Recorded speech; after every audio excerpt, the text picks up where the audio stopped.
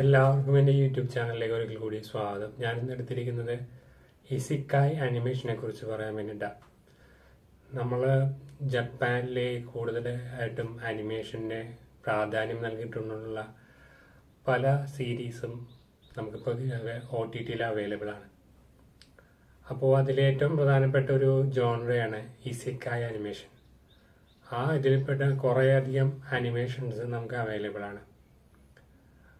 ഇസിക്കായ് എന്ന വാക്കുകൊണ്ട് ജപ്പാനിൽ ഉദ്ദേശിക്കുന്നത് ഒരാൾ ഭൂമിയിൽ മരിച്ചു, അയാൾ വേറൊരു ലോകത്ത് ഒരു ഹീറോ ആയിട്ടോ അല്ലെങ്കിൽ വേറെ ഏതെങ്കിലും ഡീമനായിട്ടോ അതുപോലത്തുള്ള വേറെ എക്സ്ട്രാ ഓർഡിനറി ഒരു പ്രത്യേക അമാനുഷിക ശക്തിയുള്ള ജീവിയായിട്ടോ ജനിക്കുകയാണ്.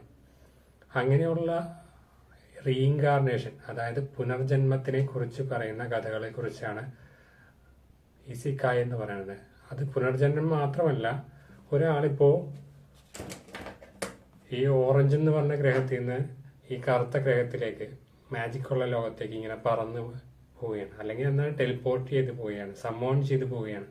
സമോൺ എന്ന് പറഞ്ഞു കഴിഞ്ഞാൽ നമ്മുടെ പറഞ്ഞു കഴിഞ്ഞാൽ ഈ ഭൂതങ്ങളെയും പ്രേതങ്ങളെയൊക്കെ ആവാഹിക്കാന്ന് പറയില്ലേ, അത് ആവാഹിക്കുന്നതിന് പകരം നമ്മൾ ഇവിടെയുള്ള ഈ കറുത്ത ഗ്രഹത്തിലുള്ള ആളുകൾ പുറത്തുനിന്ന് ഈ ഓറഞ്ച് ഗ്രഹത്തിലുള്ള ആളെ ആവാഹിച്ച് ഈ ഗ്രഹത്തിലേക്ക് വരുത്തും. ചിലപ്പോൾ അത് ആത്മാവിൻ്റെ രീതിയിലായിരിക്കും ഈ കറുത്ത ഗ്രഹത്തിലേക്ക് വരുന്നത്, അല്ലെങ്കിൽ ഫുൾ ബോഡി ആയിട്ട്. പിന്നെ അവർക്ക് ചീറ്റായിട്ടുള്ള അബിലിറ്റിയാണ്. ചീറ്റ എന്ന് പറഞ്ഞു കഴിഞ്ഞാൽ അവർക്ക് കയ്യിൽ നിന്ന് ഇടിമിന്നൽ വിടാൻ പറ്റും, കയ്യിൽ നിന്ന് തീ വിടാൻ പറ്റും. അതുപോലത്തെ പിന്നെ നല്ല ഇരുമ്പ് പോലത്തെ ബോഡി ഉണ്ടാവും. പിന്നെ കാണാൻ പറ്റാത്ത രീതിയിൽ ട്രാൻസ്പെറൻ്റ് ആയിട്ടിരിക്കാൻ പറ്റും. അതായത് ഇങ്ങനെ പലതരത്തിലുള്ള അമാനുഷിക ശക്തികളുള്ള മനുഷ്യന്മാരായി മാറും അവർ ആ ലോകത്തേക്ക് ചെല്ലുമ്പോൾ.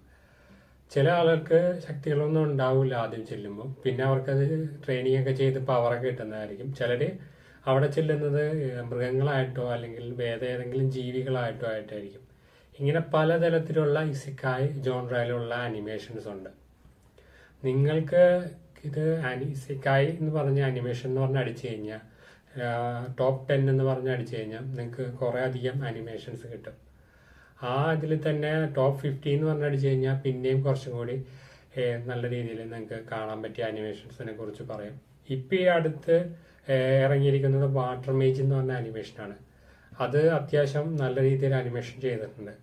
അതല്ലാതെ അഗ്ലി എന്ന് പറഞ്ഞ് അഗ്ലി ഹീറോ എന്നൊക്കെ പറഞ്ഞ് പിന്നെ അനിമേഷൻ ചെയ്തിട്ടുണ്ട്. അതുപോലെ പല പേരുകളിൽ പല വെറൈറ്റിയിൽ പല രീതിയിൽ ഇസിക്കായ് അനിമേഷൻ ഇറക്കുന്നുണ്ട്. നിങ്ങൾക്ക് സമയം കിട്ടുന്ന പോലെ ഇത് കാണാൻ ശ്രമിക്കുക.